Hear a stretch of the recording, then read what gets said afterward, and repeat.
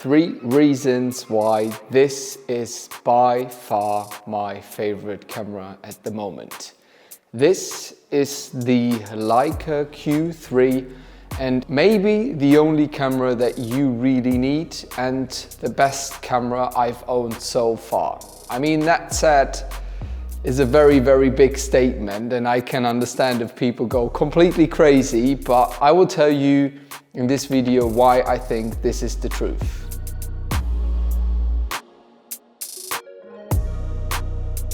I think this camera is so incredibly nice designed. It feels so great in your hands. You don't need a camera if you don't really use it. You need the camera that you take with you everywhere you go.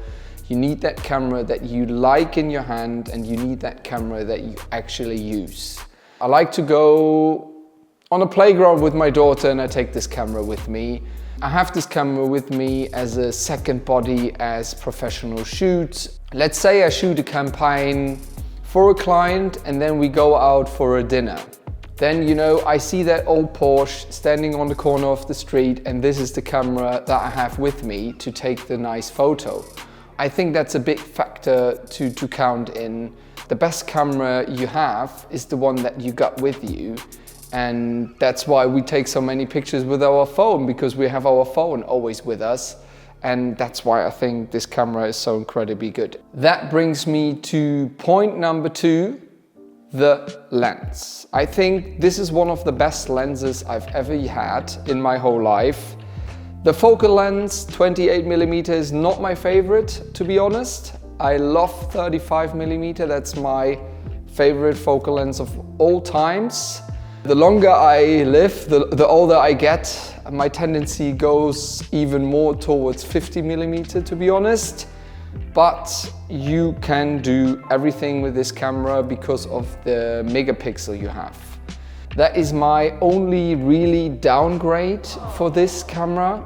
I wish the Leica Q3 would come with a 35mm lens, but I think 28 is not so far away from 35, and you have this crop mode. You can press this button here and then the camera crops in, and because you have that megapixels, yeah, it's not so important. I think you can definitely zoom in without losing any quality.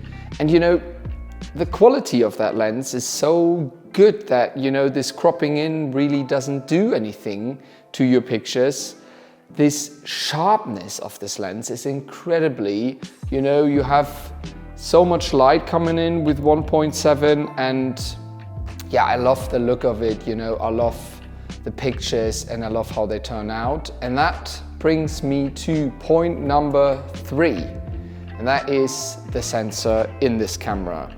I think the combination out of the lens with the sensor is what makes this camera so enjoyable.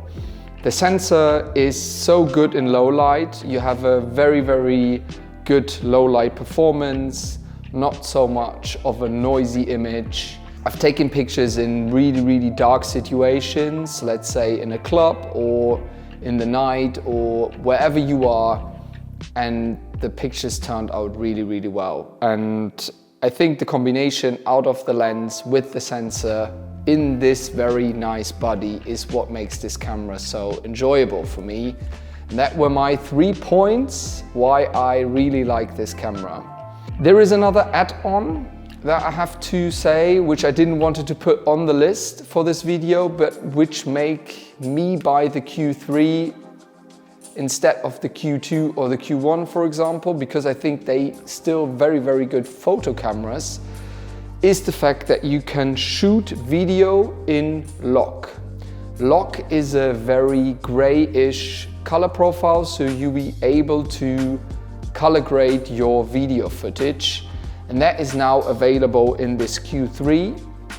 And I've shot a lot video with this.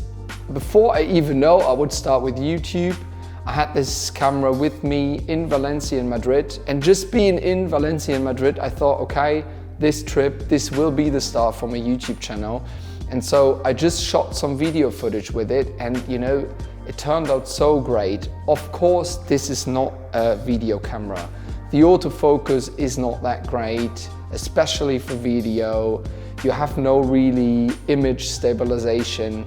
All of these things, yes, don't make it to a real video camera, but if you just on holiday, let's say with your family, and you want to make a reel from the nice coast or the beach or whatever, you can have that camera with you. It's small and you can shoot some video in lock, and then you get the kind of video style that you like. Last but not least, I want to add, I brought this camera not for work. I brought this camera basically to document my family and to take pictures of my daughter. I know that sounds very arrogant for many people probably, because who can afford a 5,000 euro camera to document their family? But that being said, you know, I owned the M10, and the M10 was, yeah, my favorite camera, but till then, because I still think it looks so classy, it's one of the nicest cameras you can own. The problem was, it doesn't have autofocus and it can't shoot video. And you know, as much as I like taking pictures of my family, I also would love to have some pictures of me, for example, with my daughter. And you know, my wife can take this camera and can make some pictures with it. So in that sense, the autofocus was really, really helpful. And of course, the ability to shoot video. I brought the camera for private stuff, for documenting my life as a fun camera, and I end up using it for jobs. For example, I shot some business stuff for a practice, for a doctor's practice, and I ended up shooting most of the stuff with the Leica. The owner of that practice, which was a professor, was a big Leica fan, and you know, he saw that Leica, and I thought, okay, maybe then I shoot more with the Leica. And you know, I took a lot of the pictures in there with the Leica Q3, and you know, the pictures turned out really, really great, even a tiny bit better than with my Sony. And of course, I don't have the ability to zoom. I'm not so flexible, the autofocus is not as good, okay? That's all downgrades, but the image quality, the colors, all of that, the sharpness of the lens are incredibly good.